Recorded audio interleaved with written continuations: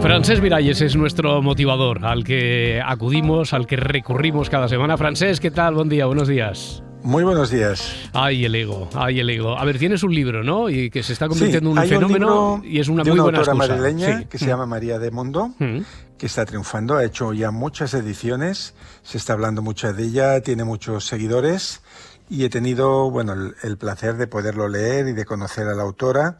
Tenemos pendiente una entrevista por ahí, pero mientras tanto me he leído el Yo Ego, que es como se llama el libro, que nos habla básicamente de las trampas que nos tiende el ego, ¿no? Para los oyentes que quizás han oído hablar del ego, pero no saben muy bien cómo figurárselo, imaginemos que el ego es como una fortaleza. Entonces, depende de su tamaño, será más fácil o más difícil de defender.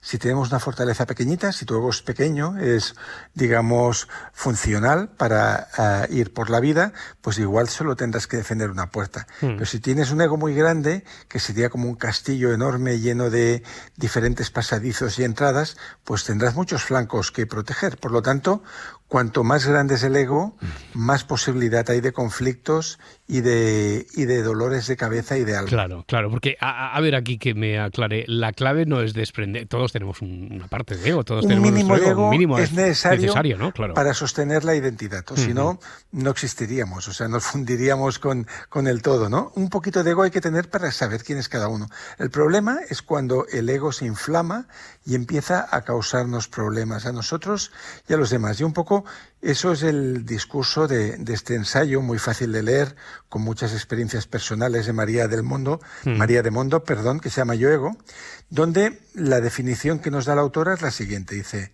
el ego es el falso yo, el causante de tu sufrimiento y el principal obstáculo para la paz interior. Pues sí, desde luego nos sirve también como receta básica, como sintomatología básica. Oye, y después veo que tiene aquí como una lista, sí. Hay diferentes, sí. hay hasta 30 conceptos, ¿no? Exacto, nada más empezar el libro, vamos a ver 7, 8 de ellos.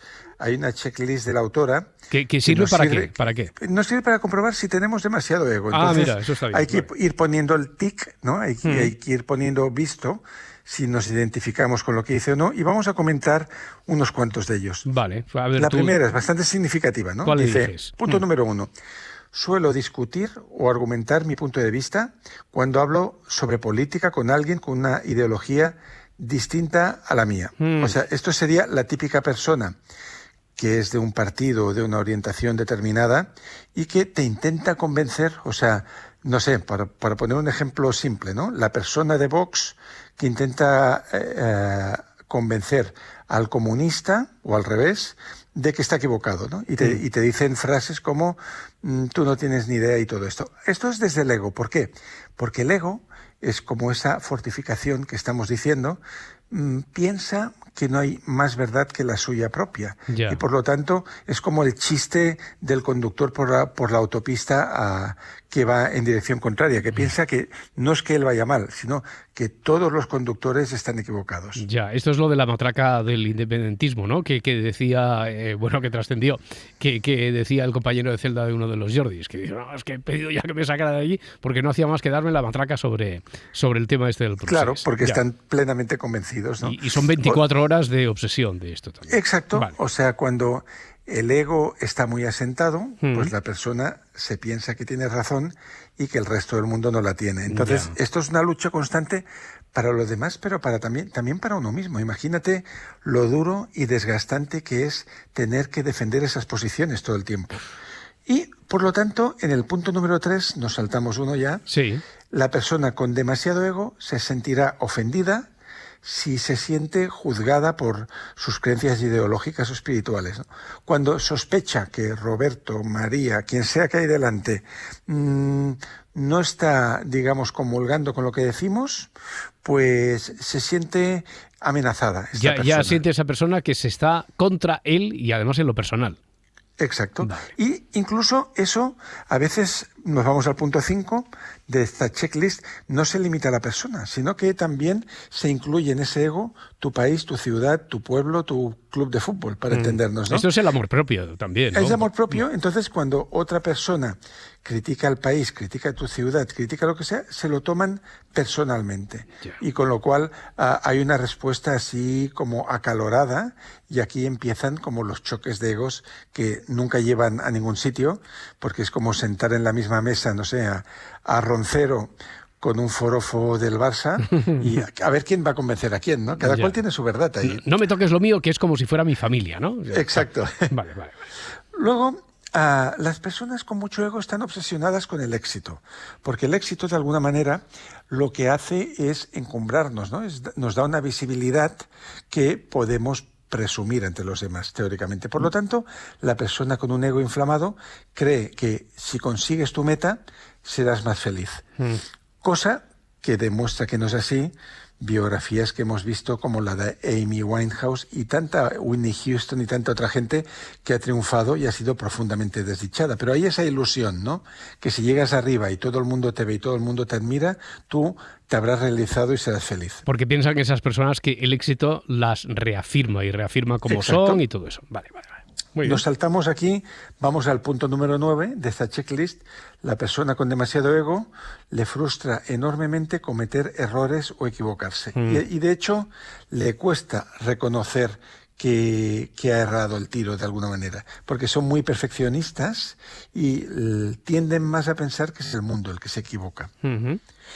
Son personas aparentemente seguras, y aquí nos vamos al punto 12, pero que secretamente les afecta de gran manera la opinión de los demás. O sea, necesitan, cuando van a un lugar, sentir que tienen la aprobación de todo el mundo, porque a la que notan alguna mirada o algún comentario que no encaja con todo eso, sufren tremendamente, por lo que decíamos, ¿no? Porque si el ego es muy grande, es esta fortaleza que tiene como muchos flancos, muchas entradas por las que puede ser invadida.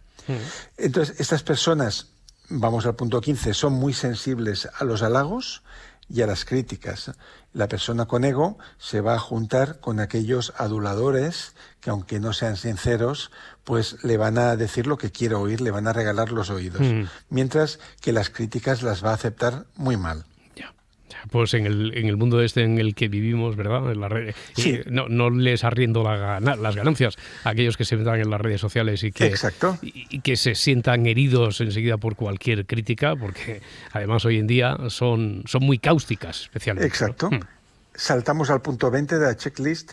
Son personas que son obsesionadas con el control, lo que en inglés se llama control freak, que les gusta saber lo que va a pasar, poderse adelantar a los acontecimientos, tener la sartén por el mango, para entendernos. Son muy ambiciosas y, por lo tanto, por el mismo motivo, le genera mucha rabia y rechazo, pues no ser aceptados, captar mentiras en la gente, ser decepcionadas.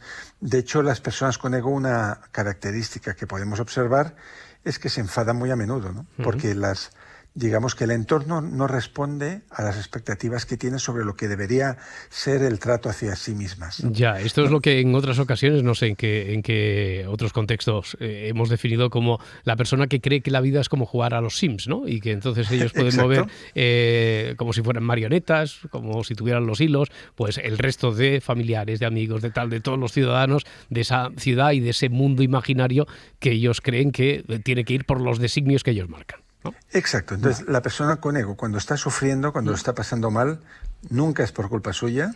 La culpa es de los compañeros de trabajo, es de los familiares, es de la pareja, es del país, es de los políticos, es de la situación mundial. Nunca el culpable eres tú.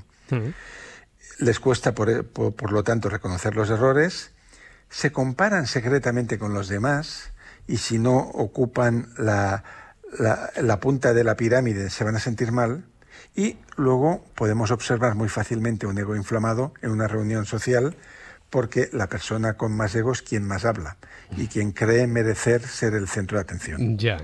Bueno, todo esto sería solo un ejemplo de los 30 conceptos que hay en esta lista para chequear. Cuantos más tengamos, entonces más capacidad de que nuestro ego esté inflamadísimo, ego, ¿no? ¿no? Viendo este checklist de María de Mundo con el que empieza su libro, que es muy práctico y pone muchos ejemplos personales que son interesantes.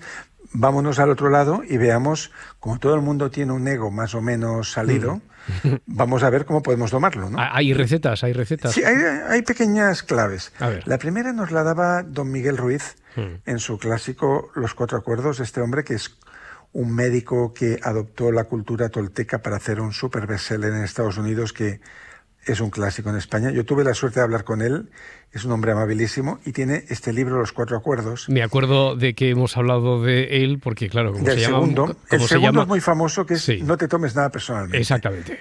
Entonces, una manera de tener el ego a raya es digan lo que digan, piensen lo que piensen, considerar que el otro habla por sí mismo, pero que eso no tiene por qué tocarte, ¿no? Porque es su opinión, es su visión, es su mal día, quizás, y no te lo tienes que tomar personalmente, y que el otro diga una cosa X no significa que tú seas menos. O sea, no hacer depender nuestro valor de lo que piensen o dejen de pensar los demás. Por lo tanto, no te tomes nada personalmente. Muy bien. El segundo consejo es liberarte ya de la necesidad de ganar, de tener razón, de ser el mejor. Basta con ser uno mismo. Y como decía Bowie en su documental Moonage Daydream, a veces la heroicidad es conseguir llegar al final del día. Ya está. Y como decía Cruyff, entonces sal y disfruta, ¿no? Sal y disfruta, exacto. Va. Dejar de identificarte con tus logros, porque el ego busca el éxito, busca el reconocimiento social, y Roberto no es Roberto, sino que Roberto es lo que Roberto consigue. Entonces hay que dejar de identificarnos con esto es lo que yo hago, esto es lo que yo consigo y esto me representa. No, en realidad cada persona se representa a sí misma aunque esté friendo un huevo frito, ¿no? Por lo tanto, no pensar que valemos más o menos según si logramos esto o lo otro, sino que cada persona es un tesoro en sí misma. Y lo último, ya más dirigido a personas jóvenes, una manera de matizar el ego y de tenerlo a raya es no esforzarte por ser famoso, ni por ser popular, ni tener seguidores o likes, que como dice el editor Jordi Nadal, los likes son una drogadura. O sea, tú te acostumbras a que cada post tuyo le den 40 o 50 likes y el día que te ponen 8 te sientes disminuido. Pues esto es muy difícil. Sí, es muy difícil de erradicar ahora mismo. Está aposentado, ha sido permeable gran parte de la sociedad y yo desde luego... Entonces, exacto. Lo que aprendemos esto es que con que seas seguidor de ti mismo y te des like a ti mismo, date por pagado ya. Ya. Bueno, pues nosotros nos hemos dado por muy bien pagados una semana más. Ha sido un placer. Francesc Miralles, aquí seguimos Roberto, leyéndote y escuchándote aquí cada semana. Disfrutando de todos vosotros. Sal y disfruta. Un abrazo, hasta luego.